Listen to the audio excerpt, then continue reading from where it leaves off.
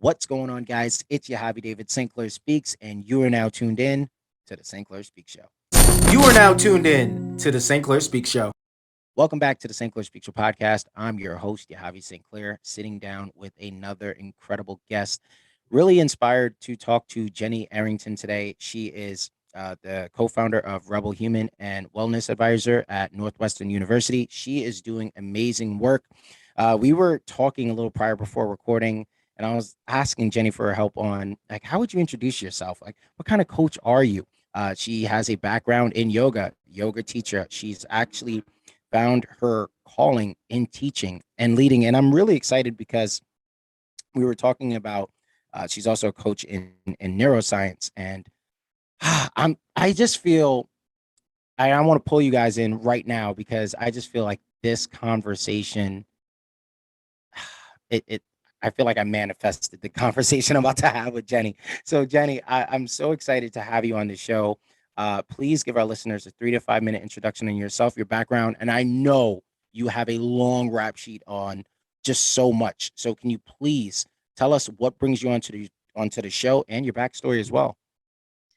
Thank you for that introduction. I'm really excited because it seems like there's a lot of overlap. We have a lot of things in common, a lot of focus on mindset, the power of the mind, really taking what we now know about the brain and hacking it. And, I started out becoming a yoga teacher in a couple of lineages. So I'm trained in different kinds of yoga.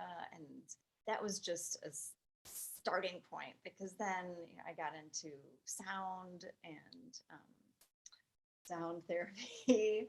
um, but then I went and trained under a Harvard neuroscientist, Dr. Pillay, and started adding neuro coaching and really digging into the brain. And then when I met my co-founder, Dr. Tate Medina, we joined forces with a lot of overlapping interests.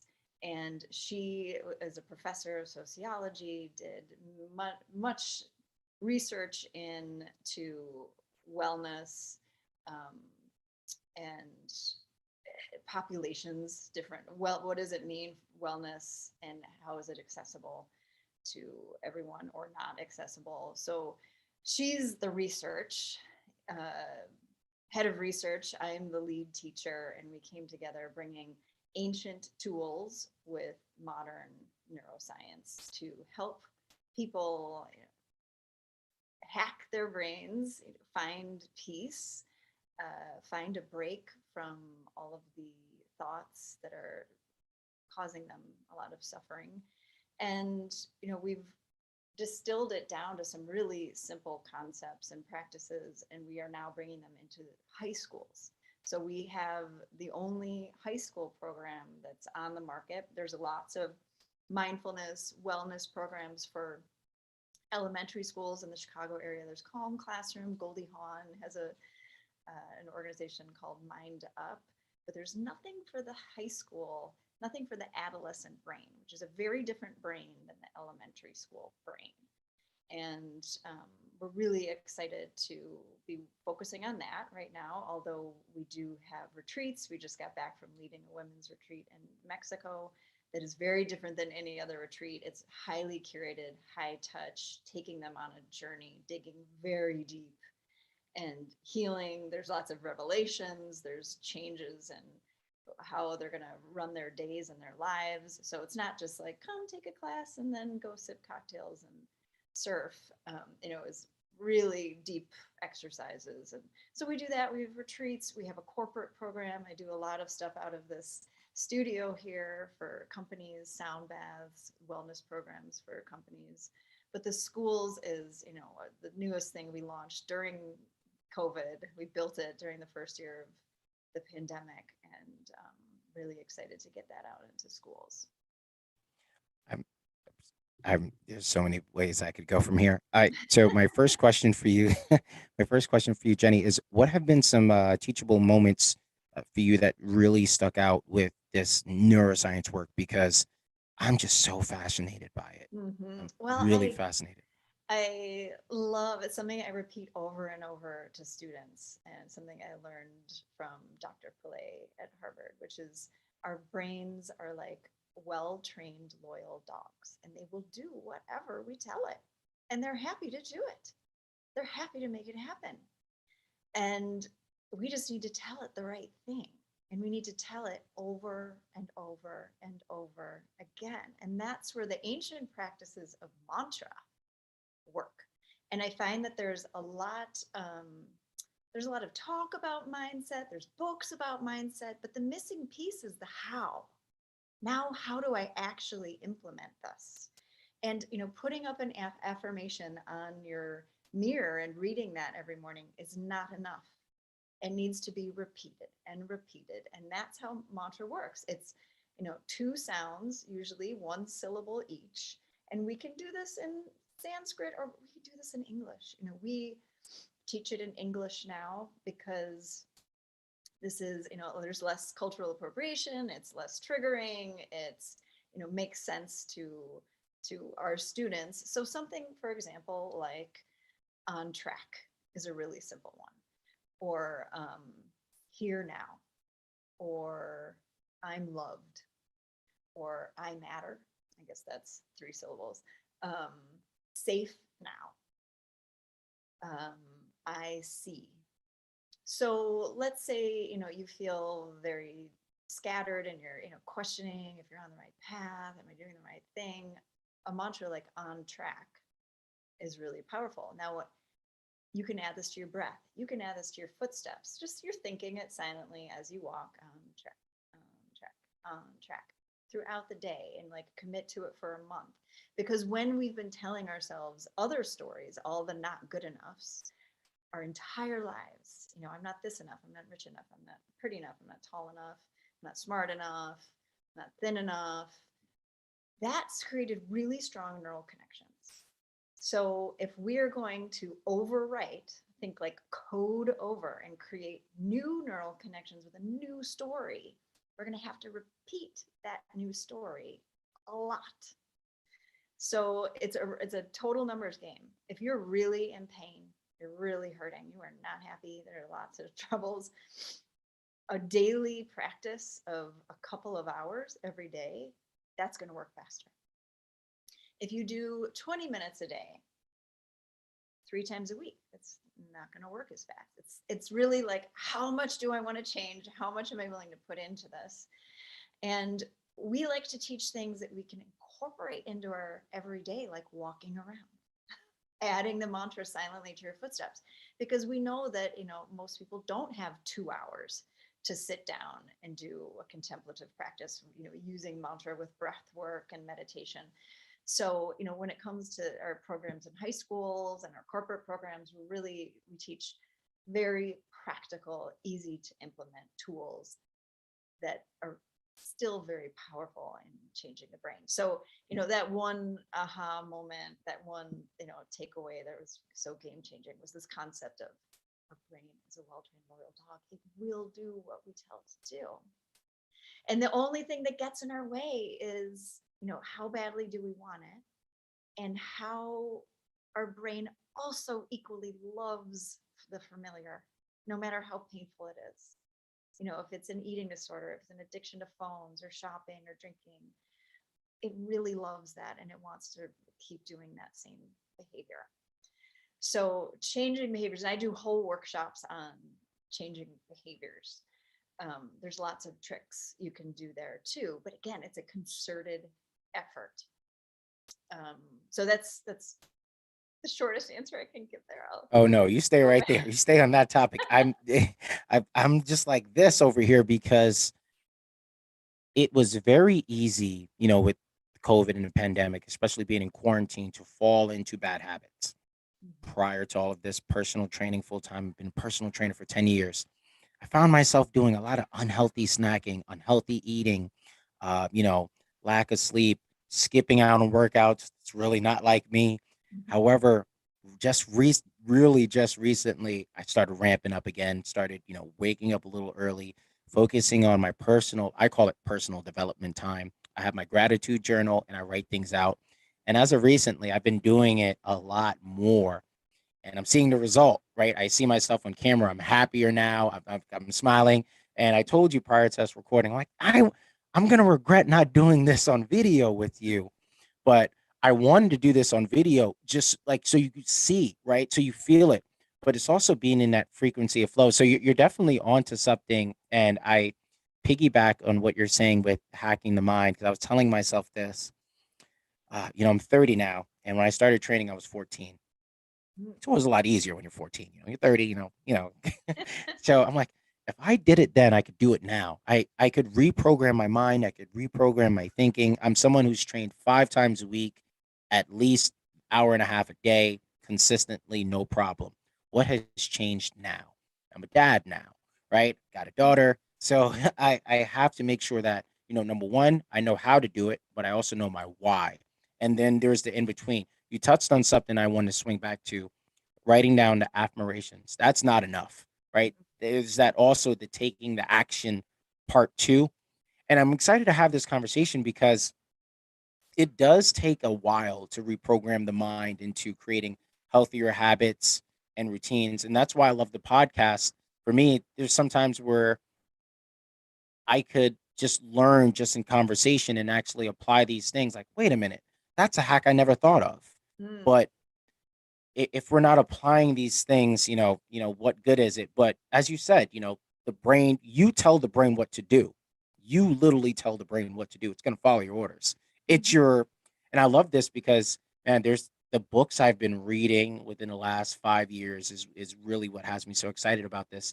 The Power of Positive Thinking by Norman Vincent Peale, The Power of Your Mhm. Subconscious Mind by Joseph Murphy, The Secret, those 3 books. Oh my gosh, Jenny, Mhm. I'm just like, you got me in awe right now. I'm so excited because it works. Like Yeah. I've been, look, you're talking to someone who has had something as low as 11 cents in a bank account. I did not know how, but I remember rereading those books and it would always say, the how will appear. The how will appear. And it just it's amazing. I'm sorry if I went on a rant there, but I get so No. excited about it. I know, it's really, it is so exciting. And when you experience it, of course, you're motivated to share it with the world. Like everyone should know these simple things. And they are so simple, but they can be hard. Again, if we Mhm. are in patterns of behaviors that, have really strong neural connections. So that's why, we have to use certain tricks. So, um, and I also, so let me put a pin in that for a second. I do want to comment on this. We tell the brain what to do, but we want to make sure it's our highest self that is giving the command. So, not our fear based mind, our ego, our, oh, I should have, our, like lusting and coveting mind. Mm-mm. So that's why it needs to be paired with a contemplative practice, breath work and meditation that calms all of the mess, the noise, so that that highest self, that deep wisdom, that intuition, your spirit, your soul, whatever you identify it as, can be the one that bubbles up and makes it very clear what direction we should be going and what the command should be. And the other piece that really needs to happen in order for it to take shape in your life is embodying these commands. So that's why when I teach, it's a movement with breath and with mantra. So it's like because we're, if it's like something like a spine flex, we're inhaling forward, exhaling back, inhaling exhaling be, worthy. It's in our body, it's in our breath, it's in our Mm. mind at the same time. It sinks in, into every cell, and it makes the connection stronger while you're calming the nervous system through the breath. So the body, the mind, everything is in this really deep contemplative meditative state as you're creating this new code. So, there definitely is a formula of practices that work together. And that's what I teach. So I've taken from many lineages of yoga and science and movement practices and pulled together what I know are the most powerful practices when fused together to make the change faster. and make it actually click and work.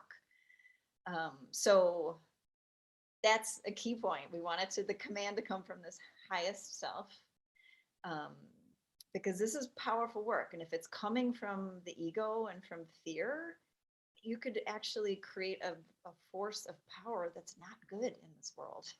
You know, Mhm. it's not going to be helpful to the community and those around you. And then when it comes to, or I can just pause there, and I'm happy to talk about changing habits if you'd like me to, but I'll pause. No, you're touching on something that I did. It's so funny. I usually, whenever I have a guest on, I always let everyone finish their point, but for some reason, every Thank you for streaming this episode of the St. Clair Speak Show podcast. Don't forget to visit stclairspeakshow.com where you get exclusive access to the Hustle Hive Academy. I'll tell you this now, it's going to cost you more if you don't invest forward. In the Hustle Hive Academy, I dive into all things LinkedIn, how to optimize your profile, how to launch your very own podcast from start to finish, or maybe you're currently a podcast host and you're looking for more incredible guests to interview, or maybe you want to get started in real estate and start building your generational wealth now. The Hustle Hive Academy is definitely for you.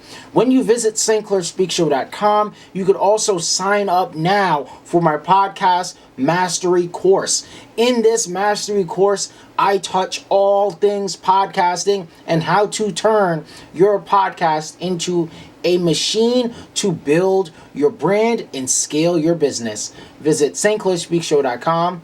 Let's get back to this episode. time you're talking, I'm like, I want to jump in so much because you're touching on. I'm like, yeah, you're so right, Jenny. You're so right, but you are so right.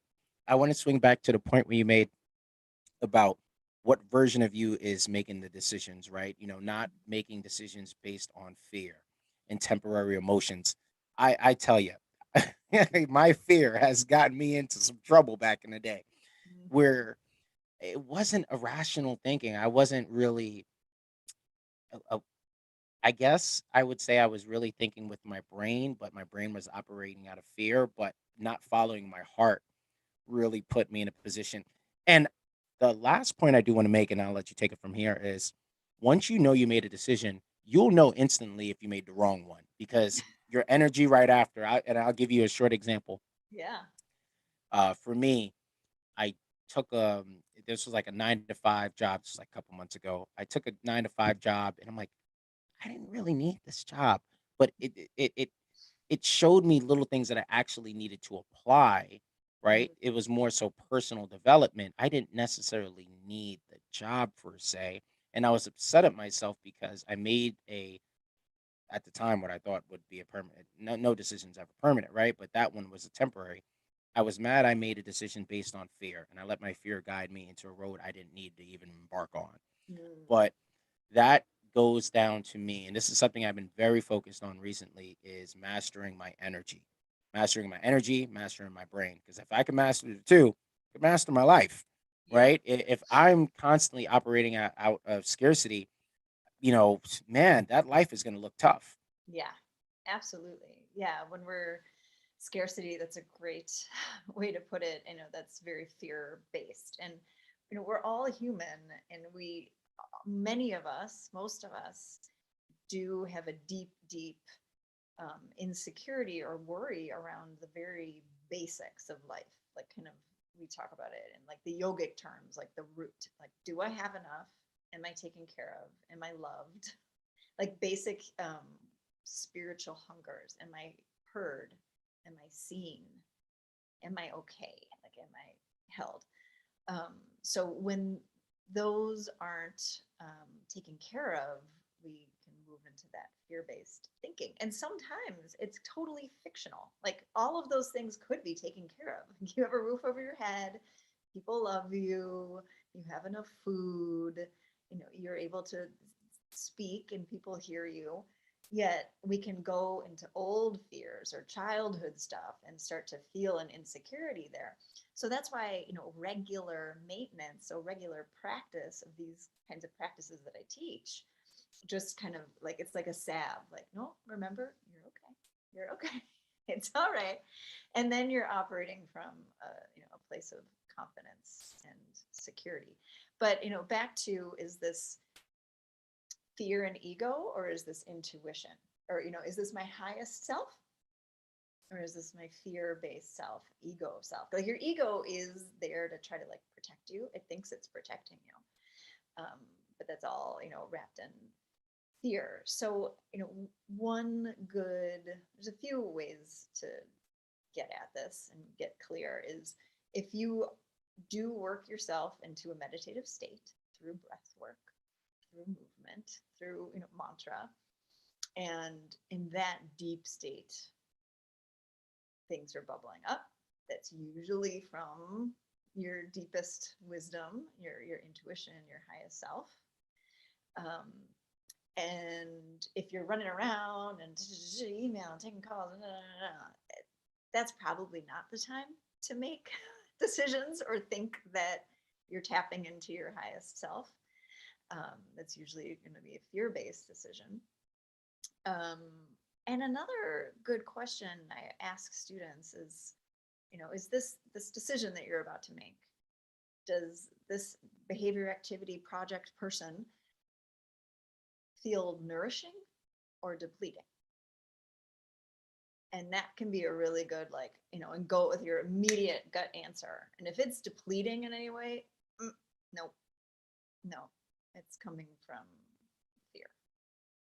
And, we want to be choosing things, activities, people, projects, behaviors that are nourishing. And it's another great way to just look at your life and your day, and even write down all of your activities. And then right next to it, is this nourishing or depleting? And then look at it, how many things in your day, including behaviors, including, projects and interactions with people, what's the ratio of nourishing and depleting? We want to increase the nourishing. Very good point right there. That you kind of helped me with my next question. I was going to ask you, what is social emotional learning? And what does that look like if you are, and I'll give you my take on it. I maybe, is it just mastering and studying your emotions and to the point that you're on now, or is it a little bit more deeper than that? This is a great question, and allows me to talk about our high school program, where, it's not controlling your emotions. It's understanding them, working with them, learning what they're trying to tell you. And it's also, building resilience. It's, being able to communicate with others. It's your ability to advocate for yourself. And it's healthy relationships, advocacy, resilience, understanding emotions. And, our program also really stands out because there's so many programs out there, wellness programs for schools, that are very much about just calm down, or just control your emotions. And we're saying, wait, no. If we try to just stuff stuff down, it's going to come out sideways. We want to get really good at understanding them. Oh, hi, anxiety. What's going on? So we have a couple of trademark practices that we have in our high school program. And one is SEEK. So it's SEAC. Stop, exhale, attend, connect. So stop everything you're doing. Exhale. We always start with the exhale. That's what everybody skimps on. If you exhale and you're just kind of relaxing the air out, you're not getting all the air out. You really have to squeeze the ribs in towards each other, draw the navel back, keep squeezing, keep squeezing. You think you're done, keep squeezing. Then relax the belly, relax. And it's the first time you get probably the deepest breath in weeks. But that's the best way to reset the respiration. So stop, exhale. The attend is, just close your eyes, go inward. What are the actual physical sensations? Is it a fast heart rate? Is it a tightness or weight in the chest, tightness in the throat? Is it sweat? Or maybe it's a spaciousness or a lightness, but what are the actual physical sensations? Feelings are different from emotions. Emotions are how we give meaning to the feelings in our physical body. So it's like, okay, let me just check in. And it's amazing what happens when you get really good at checking in with the physical feelings, the like ahas that happen. Be like, oh my God, I need a more firm boundary between me and this person. Or, wow, I feel so lost and scattered. I need to go talk to that person and get more information about this thing. So it gives us a moment to then understand, okay, am I anxious? Anxiety is really about gathering more information. We don't have enough information. And usually once we like go out and gather some data collection, what's going on with this person, where do I need to be, or whatever it is, the anxiety is softened. And there's guilt is a great emotion that reminds us what we really value and care about and who we want to be. Guilt is like, wow, here you go. You didn't want to do this because this is really what you care about. This is the kind of person you want to be.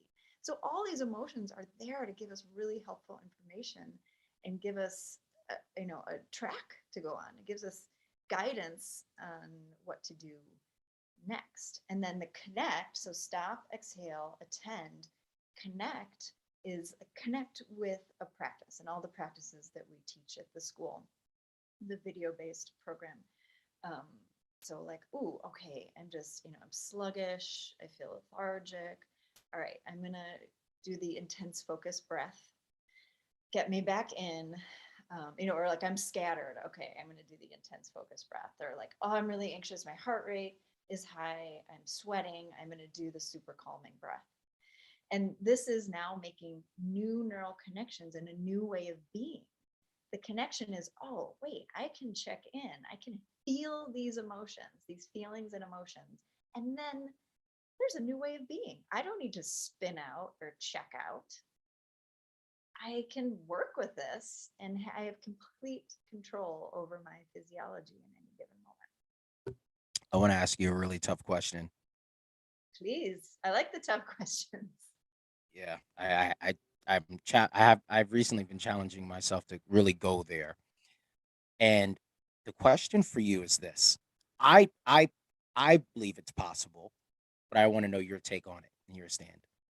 Do you think someone with with all of this information at their fingertips can reprogram their mind and really think themselves out of depression, out of the pretty much you're borderline suicidal, right? Mm-hmm. You're at that point. Can you think yourself out of it?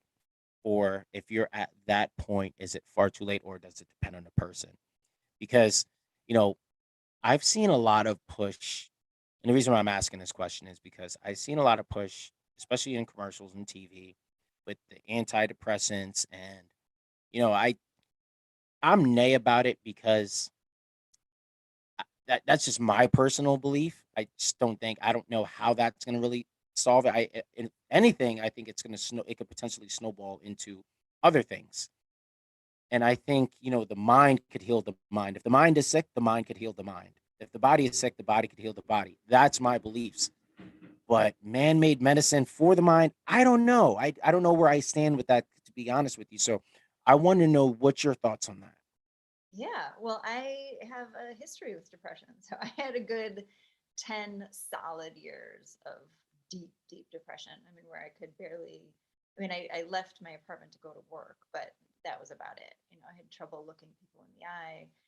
Um, and it was horrible. I have so much compassion for all the people who are struggling with that.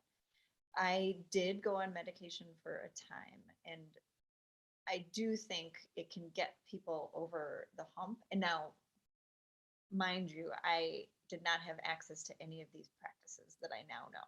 And boy, do I wish I had.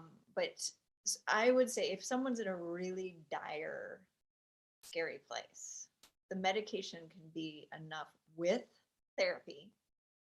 Um, Like it could be, I prefer and highly recommend a somatic based therapy. There's one called Hakomi out of University of Chicago that does really engage in this. Like, let's check in. What are the physical sensations? And they are an amazing guide to unlocking past trauma and healing.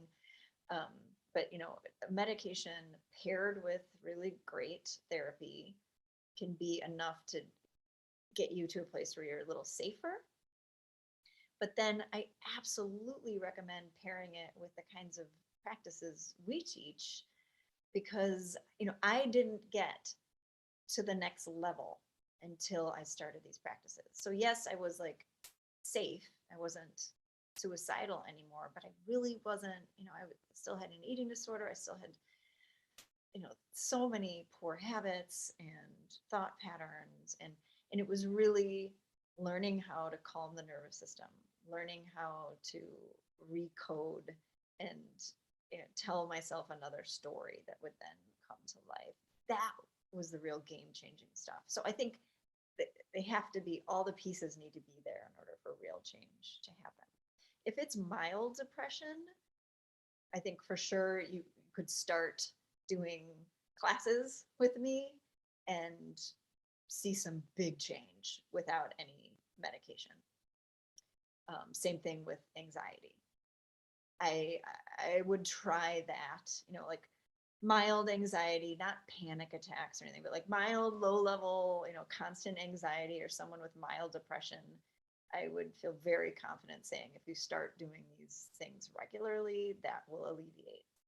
But I really am careful when someone's suicidal. We need a lot of things in place. Medication may be one, definitely a therapist, and these practices. Does that answer your question? No, it answers the question. It definitely does. I'm glad we had the opportunity to talk about that. So, what was I going to ask you next? I want to talk to you about. I'm on the topic of yoga, meditation, and entrepreneurship. Hmm. Especially if you're, this is just my opinion as as an entrepreneur myself. I see the benefits of having yoga in your daily routine and meditation just for the grounding purposes Hmm. mainly, and the breathing too. I've seen I've seen it, I've experienced it, just being in that go, go, go mindset 24/7. It's so unhealthy and Hmm. just makes me it was making me resent entrepreneurship in a way till I started to find, yeah, like the yoga, the sound healing. I have this one sound on YouTube I've been listening to for the last 4 or 5 years. But just finding those things. Can you talk to us about creating key balance with entrepreneurship when it comes to meditation, yoga, and sound healing? And I the reason why I'm on those 3 points is because I feel like they're in somewhat alignment together, and of course, you could combine them all together. That's why I was wanting to mention that one. Yeah, yeah.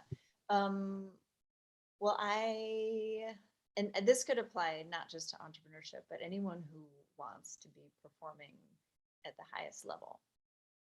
If you're not controlling your mind, you're not going to be able to, be a great negotiator, to um, be able to have innovative problem, problem solving skills, creative solutions. All of that is operating at its highest, available skills if you are able to control your mind and control your nervous system.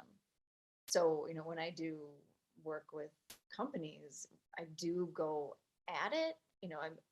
I'm often working with lots of skeptics, and people are like, and I can't meditate, or this is too hard. I can never control my mind, or this is weird. And I sell them on it by saying, like, look, if you do these things, it's going to be way easier for you to come up with innovative solutions. Your creativity will be off the charts. You're going to be in a better place than your competitor. You're going to have a competitive advantage by being able to control your nervous system and control your thoughts and be able to quiet them enough to tap into that deep well of creativity that's now covered by a lot of noise. and all of the, the crazy workings of the mind is seriously like dampening and clouding a deep well of creativity. Now, I, I use that tact with certain students in order for them to buy in and do it and feel it and get the results. But I would never want someone to start these practices only with the intent of becoming a better business person or making more money, because it almost then it sullies these beautiful kind of sacred practices, that really, when we don't want someone to be driven purely by making money.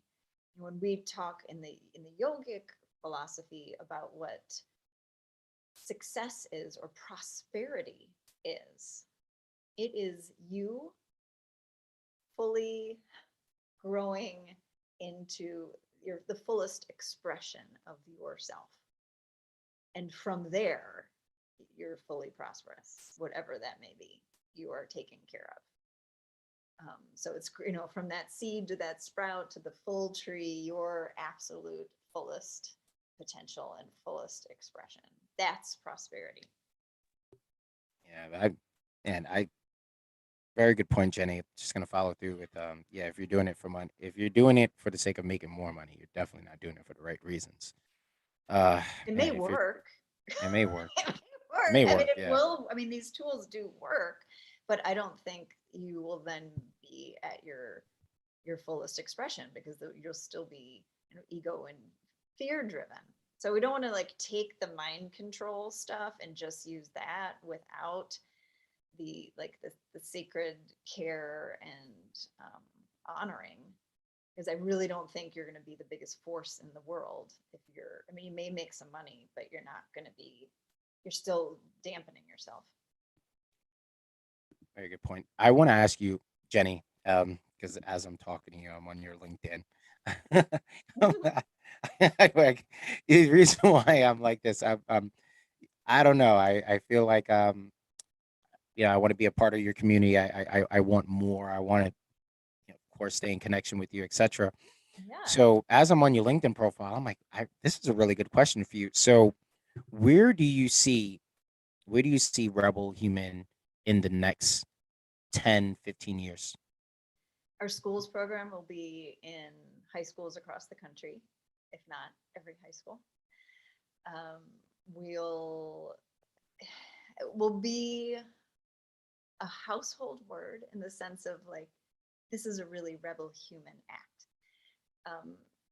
And rebel human, we're named that because we look at wellness through this archetype of a rebel human, who is someone who has the strength and clarity of purpose, which you can only get through these practices, the strength and clarity of purpose to do the hard thing when it's the right thing, to be able to push back against status quo, both external in the world and the internal status quo, pushing back against that when it is causing harm, and getting to a place, fixing this vessel in this mind so that we can go out into the world and make change where change needs to happen, to support and give and help our family, our community, our country, the world. So this is not wellness in the navel gazing sense. This is wellness because we're here for a purpose. We're here to be of service. We're here to share our gifts. And when we are mired in anxiety and depression, we can't do that. Our purpose isn't being fulfilled. Our gifts are not being shared. So we need to sort this because the world really needs us. So that I see our mission and the term rebel human being used as an adjective in households, and I think it will happen through the schools program, because each time we're at a school, we then touch 2,000 to 4,000 kids and parents at a time. This is why I'm so excited to talk to you because you know, after this interview, after this conversation, where can we get more? Where can we hear more of Jenny? Jenny, please shout out your please shout out your social media, your website. Where can we find Well, you and keep up? thank you. Well, we did a very rebel human thing and are off of all social media except for our YouTube channel. We found we don't support Facebook, the company, and we don't like what it's doing to mental health, especially young girls. Agreed. We don't like that they are not stopping sex trafficking that's happening on their platforms. We also don't like what it does to our own, me and my co-founders' mental health. And it was not doing anything for spreading our word. So we're done with Facebook and Instagram. And we're seeing like Lush Cosmetics got off of Facebook and Instagram. Other companies are doing this as well. But we are on YouTube. We have a YouTube channel, so just look for Rebel Human. And I know you like sound and sound baths, so we have a few sound baths on there that you can add to your repertoire. And we also have a podcast called Rebel Human Radio, where we always discuss a new theme, a new topic, these practices, how they relate to the brain. Always, it's me and my co-founder Tate talking, and you can come to our website. It's therebelhuman.com and get on our mailing list. So, when we talked to people about getting off of social media, and they're like, oh, well, how are we going to still follow these people? I like their content. The best way is just to get on their mailing list. So we send out the Rebel Human Report once a week, and it's very organized and curated, to the point, sharing really helpful practices, articles, nuggets of wisdom around our practices. So that's another great way to get involved. We also have RHTV, Rebel Human TV, a whole library of over 100 videos of our practices. So if you want to get on and be like, I got to do one of these practices she's talking about once a day, just join our RHTV. And Jenny, I want to thank you so much. I really genuinely enjoyed this conversation. Me too. I really enjoyed it. I was just like, I'm in awe because again, when you actually, you touched on this before, there are some people that are like skeptical about it, but when you have actually applied, right, the practices every day into your routine and you've seen the results and you're literally living the results, it's hard not to support it, right? It's hard not to push the message because, hey, Yes. I'm living it right now. And if you're listening to this right now, this all came through the same process, right? The idea and thought and how all these things align and connection. I strongly believe the universe has my back. And I ask the universe for warriors, right? Send me warriors, send me people that are for me, for my tribe. And yeah, once you're in alignment, everyone else, they'll find you, they'll connect with you. So yeah, I just want to say thank you again, Jenny. For everyone else, thank you for streaming. I'll catch you guys in the next episode. I'm out. Peace.